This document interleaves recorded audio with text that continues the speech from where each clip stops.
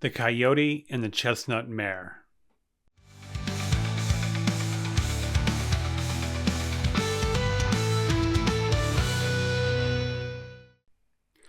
Welcome back to Writer's Theory. I'm James Winterthorn, and today is day 74 of my project to write a novel in less than 90 days. Yesterday, I wrapped up the interaction in Canyon City, and two of our characters left the city and are now waiting for the rest of the party to arrive, hoping that they arrive at the old abandoned outpost where we had the battle scene earlier in the story. So we're going to pick up today, right where we left off there. Cole is drinking the last of his whiskey, and he has just seen the coyotes. So let's get into that and check out the first part of day 74. So I ended yesterday with the coyotes, like a coyote standing before him. And this is still one of the, I think, the bigger question left for what has represented Mercer's internal conflict. Sorry, his internal conflict is what's represented by the coyote, what's represented by the horse. And so I wanted to have an interaction here between the two. And this time in previous scenes, I've described the coyote as menacing or looking unhealthy. And I did the opposite here, where I wanted it to look very healthy and positive. And so that's my attempt here, is to make the dog look good, like it's been healed or restored, and also have it have a positive interaction with the chestnut mare.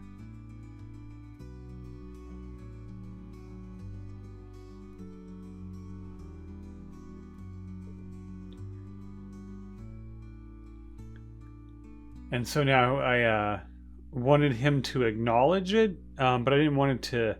I don't know how else Mercer would have responded to seeing the thing in front of him. And I wanted him to come back and have it like, did that really happen? So maybe he's still a little crazy, but maybe he's on the mend. I don't know.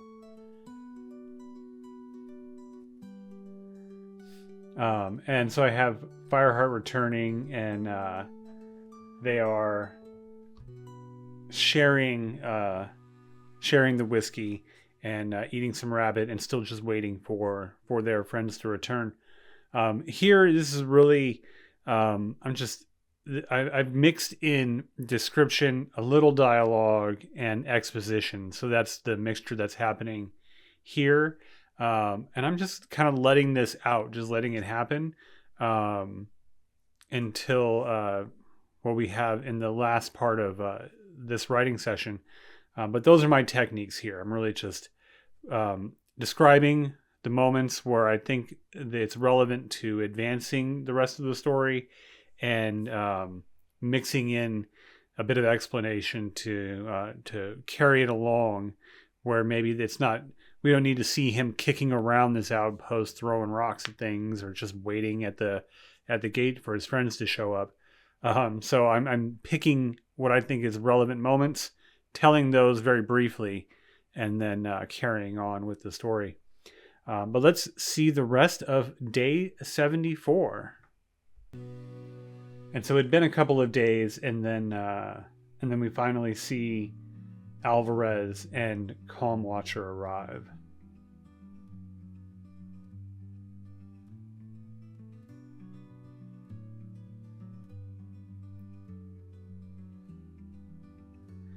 And so she's telling the story of why it took them so long to get out.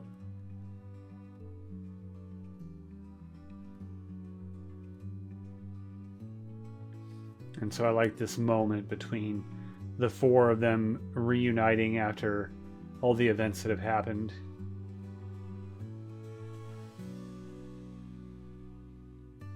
And here is the gold is something I had been planning for a little bit. So this is part of my plan of the story. And I like the idea of it, that they came out on top. It was like, oh, hey, look at that. We got some money now.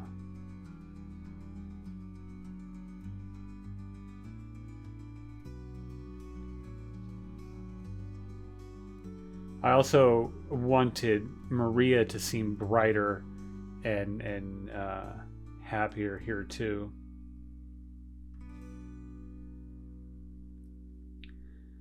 And where she shares the news that Shaw fled. So like he left town, and he was in such a hurry that he didn't take his gold with him. So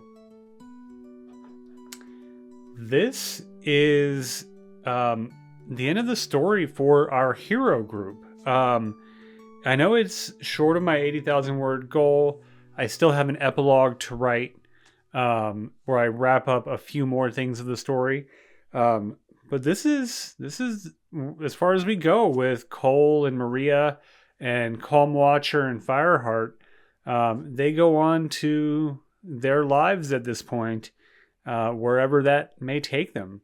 I will certainly share more recap videos. This is not the end of the story. Like I say, I have another video to share for writing the epilogue.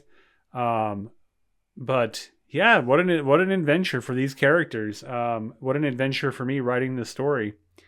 I have more to share on my feelings about this and what this where this book is going.